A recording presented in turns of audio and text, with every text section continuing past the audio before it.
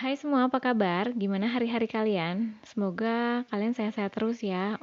Kan bentar lagi mau nikmatin weekend sama keluarga, sama teman-teman tercinta. Dan aku mau bilang terima kasih banget buat teman-teman yang udah nonton videoku ya. Thank you, aku jadi semangat deh.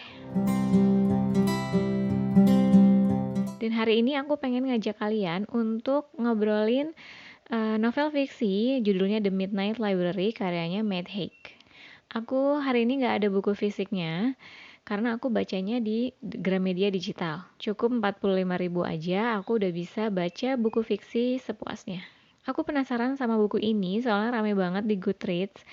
Plus, sempat di-mention juga sama RMBTS di salah satu season liburan mereka yaitu di In the Soup. Ya, jadi ketika punya adik ARMY, kita jadi tahu ya seluk-beluk mereka without even trying. Jadi, The Midnight Library ini menceritakan tentang seorang wanita bernama Nora Seeds yang berusia 35 tahun.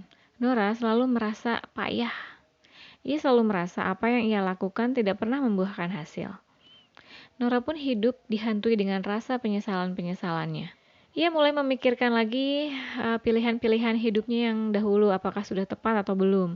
Seperti saat ia memutuskan untuk berhenti berenang, padahal dia sudah latihan cukup keras dan dia memiliki bakat berenang.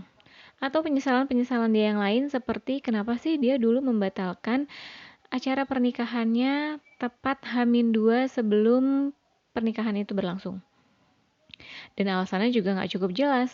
Atau penyesalan dia yang lainnya seperti ketika dia memutuskan untuk meninggalkan band yang telah ia bangun bersama kakaknya. Padahal bandnya sedang naik daun. Puncak kesedihan Nora pun terjadi ketika dia dipecat dari pekerjaannya sebagai penjaga toko dan juga guru les piano. Makin deh dia overthinking dan juga cemas. Udah gitu, di hari yang sama, kucing kesayangannya ditemukan mati di pinggir jalan. Karena dia udah ngerasa berat banget sama hidupnya, akhirnya dia memutuskan untuk mengakhiri hidupnya. Lalu ketika dia terbangun, kagetlah dia, tiba-tiba dia ada di sebuah perpustakaan. Jadi mungkin ini tuh semacam persinggahan kali ya. Jadi kalau bisa dibilang ini tuh kayak antara hidup dan mati. Nah, tengah-tengahnya itu Midnight Library. Mungkin kalau kalian nonton Goblin, nah antara hidup dan mati itu kan kayak ketemu sama Lee Dong Wook ya buat minum kopi. Nah, kalau ini disuruh ke perpus. Perpustakaan ini isinya jutaan buku yang berisi tentang alternatif kehidupan yang bisa dimiliki oleh Nora. Jadi misal nih, dia nyesal banget sama pilihan dia yang A, dia bisa masuk ke dalam salah satu buku dan melihat bagaimana akhir kehidupannya ketika dia memilih jalan hidup yang lain. Dan akhirnya, karena dia dikasih kesempatan untuk melihat kehidupan yang lain, untuk icip-icip, akhirnya dia pun mencari-cari buku atau kehidupan yang dia rasa cocok, yang dia rasa sempurna buat dia. Nah, jadi buku ini untuk siapa sih? Buku ini cocok banget untuk kalian yang seneng baca buku fiksi tapi dengan analogi yang ringan. Buku ini bisa dibilang easy to like or easy to hate. Kalau yang suka bakal suka banget, kalau yang enggak pasti bete-nya karena dianggap overrated. Kalau aku sih enjoy ya, soalnya seneng aja ngeliatin prosesnya Nora sampai akhirnya dia merilis penyesalan-penyesalannya.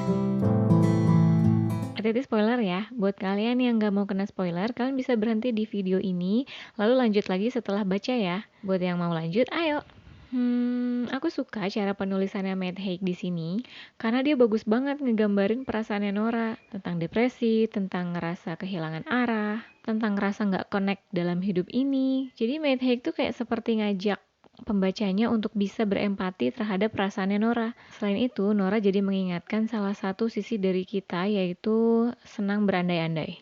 Jadi kalau keputusan yang ngambil yang A, B, C, jadinya kayak gimana ya?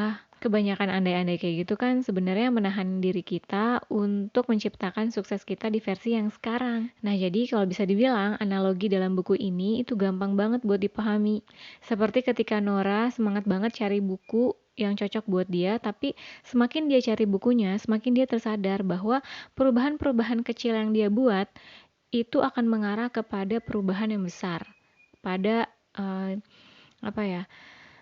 Jalan-jalan yang beda lagi gitu. Kayak kalau kita lagi main games nggak sih? Kita ada di persimpangan, disuruh milih kanan atau kiri, kita Ketika kita udah milih, di waktu yang sangat terbatas itu nanti dapat tantangan berikutnya lagi, terus sampai naik level. Main game kayak gitu kan mana ada nyesel-nyesel, yang ada lanjut terus. Dan kalau kita ngerasa gagal sama pilihan yang sebelumnya, ya tinggal kita lanjutin aja dengan pilihan yang ada kan. Nih aku ada kutipan yang ngena banget ya di aku, ini aku bacain. Every life contains many millions of decisions, some big, some small. But every time one decision is taken over another, the outcomes differ. An irreversible variation occurs, which in turn leads to further variations. Baca buku ini, penulis seperti menyadarkan kita bahwa yang harus diakhiri itu adalah penderitaannya, bukan hidupnya. Ya, betul. Jadi buku ini memang tentang semangat untuk hidup ya. Jadi itu sih pengalaman aku ketika baca The Midnight Library karyanya Matt Haig. Kalau menurut kalian gimana? Boleh dong diskusi di kolom komentar ya. Nanti kita ngobrol lagi deh di situ. Untuk sekarang sampai di sini dulu ya. Nanti kita lanjut lagi. Sampai ketemu di video selanjutnya. Bye.